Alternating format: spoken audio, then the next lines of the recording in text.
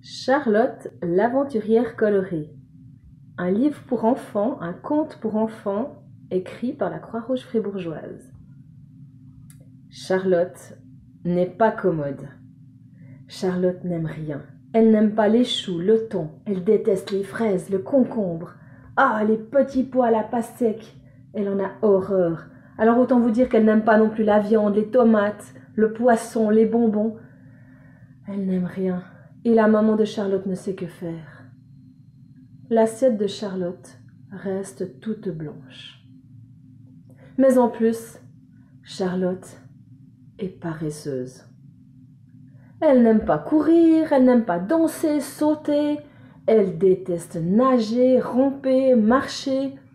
Tout ce qui lui demande un minimum d'effort, elle refuse. Elle n'aime pas se baisser, s'étendre, tourner, grimper. Rien de rien, elle déteste tout cela. Sa maman ne sait que faire. Charlotte est toute blanche. S'il y a par contre une chose que Charlotte aime, c'est dormir. Ça, elle adore, se reposer. Mais cette nuit-là, dans ses rêves, une drôle d'aventure va colorer sa vie. Une fée et un lutin, aux couleurs étincelantes, jouent dans le jardin de Charlotte. Ils sautent, courent, dansent, virevoltent au milieu des fleurs et des légumes. Ils rient en dégustant des framboises et s'envolent des myrtilles plein les poches.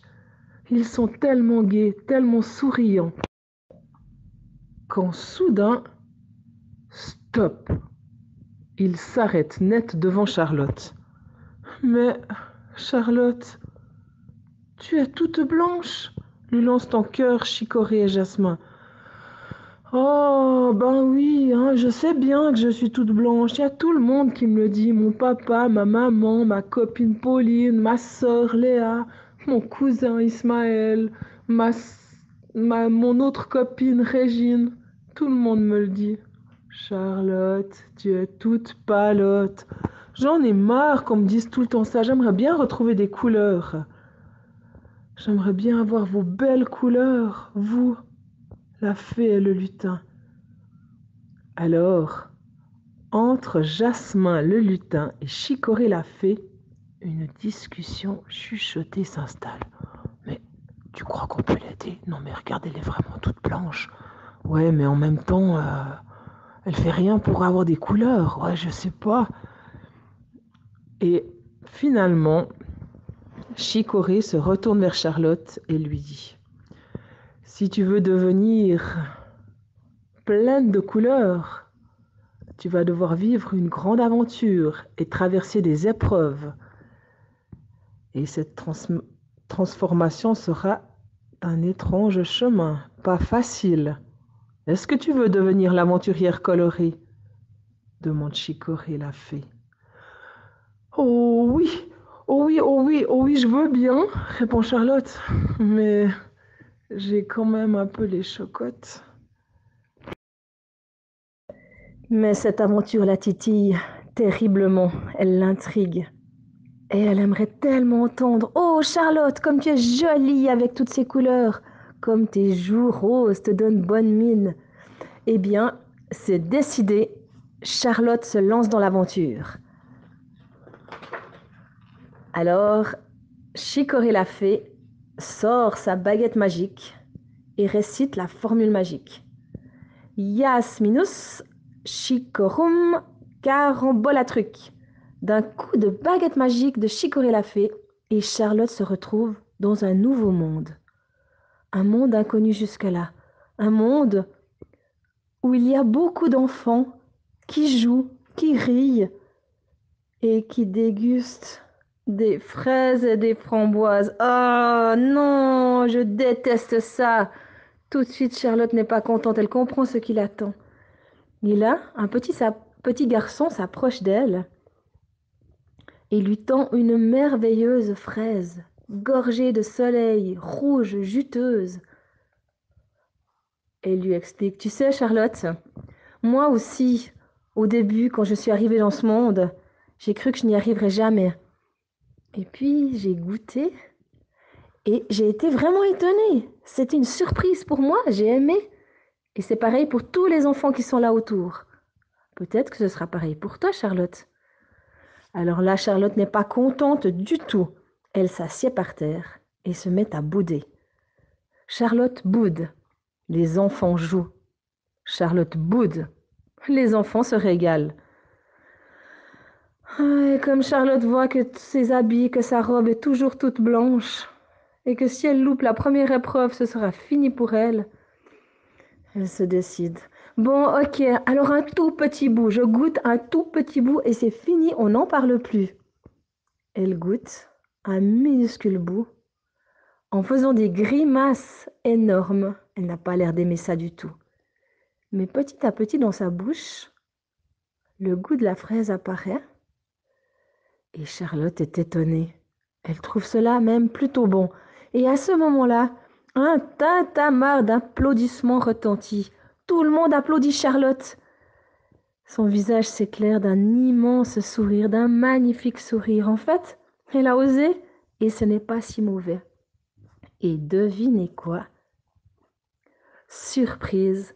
La robe de Charlotte est maintenant d'un beau rose, rose framboise, rose fraise. Qu'est-ce qu'elle est contente, elle a réussi la première épreuve. Mais il est déjà temps de passer à la deuxième épreuve. Et pour cela, Chicorée la fée reprend sa baguette magique et récite la formule. Yasminus, Chicorum, carambolatruc. D'un coup de baguette magique, hop, Charlotte se retrouve cette fois dans un nouveau monde au bord du lac bleu. Et là, des dizaines d'enfants jouent, rient, nagent, plongent, se giclent, trempent les pieds. Tout le monde a l'air de s'amuser. Certains savent même nager. Et là, Charlotte se décompose, elle blêmit. Oh non, de l'eau. Je déteste l'eau. Je ne sais pas si je vous l'ai déjà dit, mais ma maman n'a jamais pu m'emmener à la piscine. Je déteste ça. Même la douche, c'est horrible pour moi. Alors là, non, je veux pas. Pas ça comme épreuve. Du coup, Charlotte s'assied par terre en gémissant. L'eau, c'est froid, ça mouille et en plus ça me fait peur. Je pourrais pas changer d'épreuve. Mais non, rien à faire. Charlotte doit traverser cette épreuve. Mais ce n'est pas de son goût. Alors, comme à son habitude, Charlotte s'assied par terre et boude. Les enfants jouent autour d'elle. Charlotte boude. Les enfants sautent dans l'eau. Charlotte boude. Et puis soudain, elle voit sa jolie robe rose. Elle se dit que ce serait quand même dommage de s'arrêter en si bon chemin. Alors, courageusement, elle enlève ses souliers, elle enlève ses collants et, pas à pas, s'approche du lac. Trempe un orteil, bouh, c'est froid. Trempe un autre orteil, bouh, j'aime pas ça. Mais devinez quoi? 1 heure plus tard, on pouvait voir Charlotte jouant dans l'eau sous le soleil avec les autres enfants. Et à son air ravi, elle avait l'air de beaucoup s'amuser. Et à ce moment-là, des applaudissements énormes ont retenti dans tout ce monde-là. Tout le monde applaudissait Charlotte, car devinez quoi? Sous le soleil et l'eau, ses cheveux, blancs jusque-là, s'étaient colorés d'un beau roux lumineux sous le soleil. Quel plaisir de la voir rayonnante! Elle avait réussi la seconde épreuve et qu'est-ce qu'elle était contente. Mais déjà, Chicorée la fée sortait sa baguette magique pour réciter la formule. Et oui, il était temps de passer dans le troisième monde. Yasminus, Chicorum, carambolatruc. Dans un tourbillon d'étoiles multicolores, Charlotte se retrouve cette fois au pied de la montagne dorée. Et là, des dizaines d'enfants grimpent la montagne. D'autres sont déjà au sommet, elle les entend crier. Des rires, des cris parviennent à ses oreilles. D'autres marchent sur le chemin qui scintille au soleil. Mais je n'y arriverai jamais, gémit Charlotte. Je déteste marcher, c'est trop pénible. Moi, ma maman, elle m'amène tous les jours à l'école en voiture. Alors vous voulez quand même pas que je monte au sommet de cette montagne, c'est pas possible pour moi. Alors, comme d'habitude, Charlotte s'assied et boude. Elle boude longtemps, quand soudain, deux autres enfants arrivent à ses côtés, regardent la montagne en gémissant et s'asseyent à côté d'elle, à côté de Charlotte. Elles sont maintenant 3 assises par terre à bouder. Mais au bout d'un moment, elles commencent à se regarder les unes les autres, à s'observer bouder. Elles font des grimaces terrifiantes à bouder ainsi. Et petit à petit, cela les fait sourire. De se regarder ainsi bouder, elles se rendent compte qu'elles ont l'air un peu idiotes. Et soudain, Charlotte se lève. Dites les filles, vous savez, moi toute seule, je sais que je ne vais pas y arriver au sommet de cette montagne. Mais peut-être que si on y va ensemble et qu'on se raconte des histoires, qu'on se raconte notre vie, qu'on se raconte des gags, peut-être qu'on peut y arriver. Enfin, je sais pas, on essaye. Moi, j'aimerais bien avoir les autres couleurs, donc j'ai quand même envie d'essayer. Alors c'est parti. Elles y vont, les 3 se lèvent et commencent à marcher. Un pas, puis un autre pas, et blablabla. Elles se racontent des histoires, et blablabli. Elles se racontent d'autres histoires. Et un pas, et un autre pas. Oh, elles sont fatiguées quand même, mais elles continuent en se racontant l'histoire de leur vie, l'histoire, les drôles d'histoires qu'elles ont vécues, etc. Et blablabli, et blablabla. Et soudain, un tonnerre d'applaudissements retentit. Sans s'en rendre compte, elles sont arrivées au sommet de la montagne. Toutes les 3 sont tellement fières. Et devinez quoi? Leurs collants, leurs jambes se sont colorés. Elles ont maintenant des collants multicolores, de beaux collants rayés avec des beaux souliers pleins de couleurs. Elles sont tellement contentes. Et en plus, Charlotte crie. En plus, je me suis fait 3 amis. 2 amis, on est 3 amis maintenant. Oh, je suis tellement contente. J'ai réussi les 3 épreuves. Youhou! S'exclame Charlotte. C'est tellement chouette. Maintenant, j'ai des couleurs sur moi. Bon, il m'en manque encore. Mais c'est déjà génial. Et j'ai plus qu'une seule épreuve. Et oui, là, Chicorée et Jasmin arrivent avec la baguette magique. Attention, la formule, vous pouvez la réciter avec moi. Yasminus, Chicorum, carambolatruc. Et cette fois, la baguette de Chicorée emmène Charlotte. Mais avant de continuer mon histoire, j'aurais une question à vous poser. Dites voir, les enfants. Qu'est-ce que vous connaissez comme légume ou comme fruit qui est vert? Et oui, bravo, la salade, le chou, les haricots, la courgette, les pommes, certaines pommes, les épinards, le poireau, le brocoli, etc. Il y en a beaucoup de légumes verts, les asperges aussi, les petits pois. Peut-être que vous en trouverez encore d'autres. Eh bien, imaginez un monde où partout où vous regardez, ou partout où Charlotte regarde, il y a des légumes verts et des salades aussi. Partout où elle regarde, c'est vert. Et là, sous un magnifique chêne aux feuilles vertes, une table joliment décorée regorge d'immenses plats de salade. Oh, la dernière épreuve est la pire, gémit Charlotte. Ah non, la salade, je sais, c'est pas possible. J'ai juste de la sentir, ça me donne envie de vomir. Non, non, c'est pas possible ça, il faut que vous changiez l'épreuve. Chicorée, Jasmin, venez vite. Et j'ai réussi 3 épreuves, j'étais courageuse. Celle-là, vous pouvez la changer, hein? On est d'accord. Chicorée et Jasmin la regardent en souriant. Et non, aucun changement, aucune négociation possible. C'est ce monde-là qu'elle doit traverser, c'est cette épreuve-là qu'elle doit réussir. Alors, Charlotte s'assied par terre. La salade, c'est trop mauvais. Elle croise les bras et boude. Les enfants discutent autour de la table. Charlotte boude. Les enfants goûtent. Charlotte boude encore. Et puis elle regarde ses habits avec la couleur vert qui manque et se dit que ce serait bien triste d'échouer en si bon chemin. Après avoir réussi 3 épreuves, de louper la 4e, ce serait vraiment dommage. Alors courageusement, elle prend un minuscule bout de salade, le met dans sa bouche, déjà presque en vomissant, et commence à mâchouiller. C'est vraiment mauvais. Oh, elle mâchouille, elle grimace, elle déteste ça. C'est vraiment très mauvais. Finalement, elle l'avale avec un effort surhumain. Ouf, j'ai réussi la 4e épreuve. J'ai réussi. Bravo, bravo Charlotte. Vraiment, je suis fière de moi. Mais en regardant ses habits, elle découvre que le verre n'est pas apparu. Oh, dites voir là, Jasmin, Chicorée, venez voir, là il y a un problème. Hein, tout le monde a vu que j'ai mangé de la salade.